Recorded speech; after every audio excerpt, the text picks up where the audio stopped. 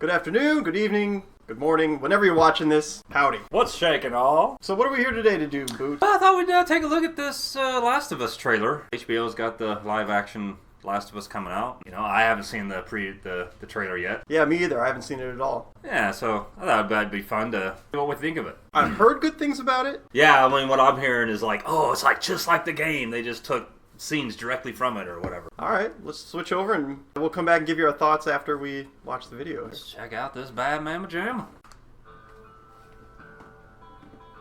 I bet that's Joel. Whoa, the signs look just like it.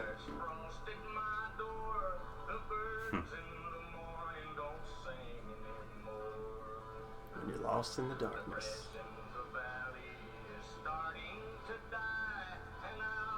My one reservation was the casting for Ellie, but... Yeah, I wasn't sure about Pedro Pascal either as Joel, but, you know, you gotta see it before you pass judgment. Yeah. Clickers.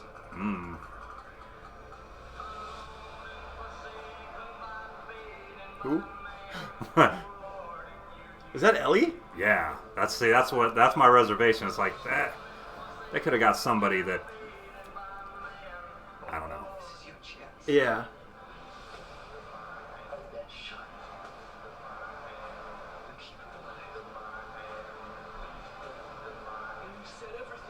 She seems younger than I thought she'd be, but maybe this is at the onset, the beginning. Yeah, I mean, of the.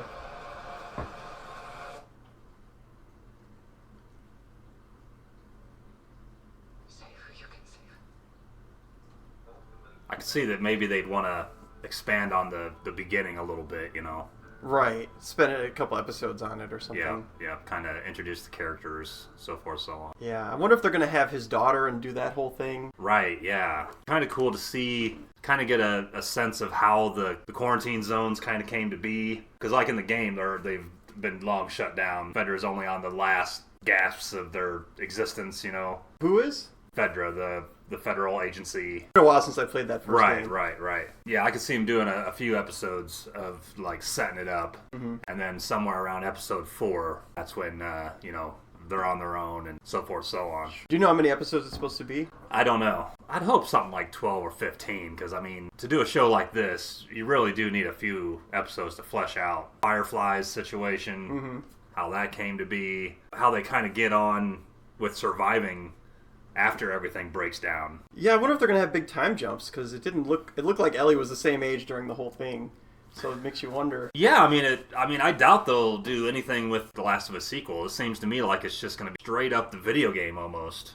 with just a little bit of expanding. Maybe they have an episode of the Left Behind DLC. I wonder if they'll go into like the second game. You know, will they do the whole thing, or is that going to be the next season? Or I would think if I was doing it, I would not do anything with the second game. I would set that up for a second season. I looked it up, by the way. It's 10 episodes. 10 episodes. So, yeah, it's got to be just the first game. With The Last of Us, there's so much story in there that could happen between that 10-year time jump or whatever it was. You know, there's a lot they could throw in there and stretch it out for a long time. It'd be sweet if they didn't do any CGI.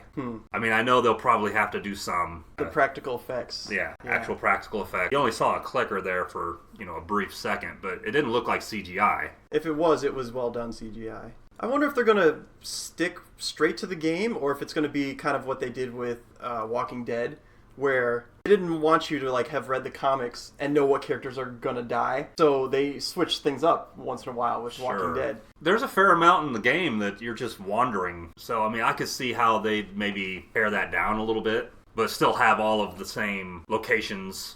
And there is a bit of a jump in the game as well, you know, a bit of a time lapse there where, you know, Joel's hurt. Oh right, and then Ellie, you take over Ellie's character. Maybe they play on. Maybe they'll play on that a little. It'd be fun if they had some meta jokes in there, like, "Wow, we look better than in this remastered version." Maybe they try to play some PS3s. You know? They had that in the game, if you remember. I mean, because like in the sequel, I mean, there is like movie nights, and they're doing. It's not like they don't have electricity. I don't always know what to think about these TV shows that are from games, because in the wrong hands they always suck, right? Yeah. You could potentially make this one good as long as they make the stakes high. part of what makes a video game so engaging is that the stakes are high for you as the player. Like, oh man, if I don't want to die here in this situation. Well, you have to translate that to the people at home through the characters on the screen. Like, I don't want this character to die. I like this character, and you're going to have other characters that there's consequences for. Right. You could set that up in this because I mean, in the game, there's several points at which he picks up a letter and it's about somebody left something in a safe or please feed the dog. There's a handful of those throughout the game. You could expand on that. You're going to have to get the giraffes correct. Yeah. I mean, come on now. That's the part everybody remembers. Yeah, that's the part that everyone's like, oh my god. And it was for me too. First time I played it, seeing that, I was like, oh my god. That was like the pinnacle of PS3 graphics when it came out. It was like, wow, this is on PS3? This is amazing. Yes. It really helps you connect with the characters. Yeah. The emotional moments that game had, if you translate that to the screen, you have something good. I have high hopes. I've read a few things where they're just being like, well, you're not adding anything to the genre. And it's like, well, it's not intended to add anything to the genre, really. I mean, it's supposed to be staying true to the material.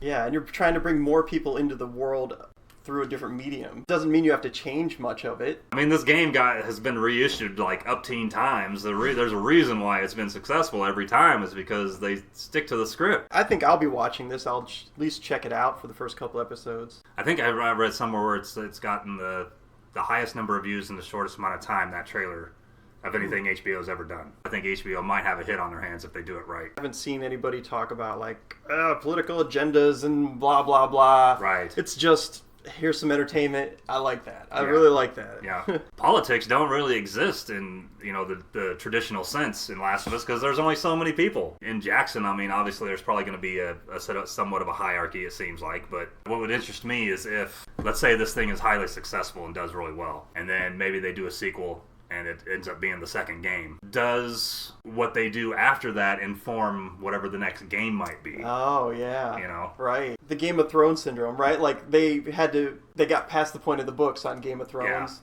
and so they had to make up their own stuff. Yeah, they had to make up their own canon or whatever, and it's like, that's kind of hit or miss. Yeah. I'm into it, man. I'm ready to let it rock and roll. Let's do this thing. Yeah, let's do it. We'll see you on the other side of it. Peace out. All that shiz.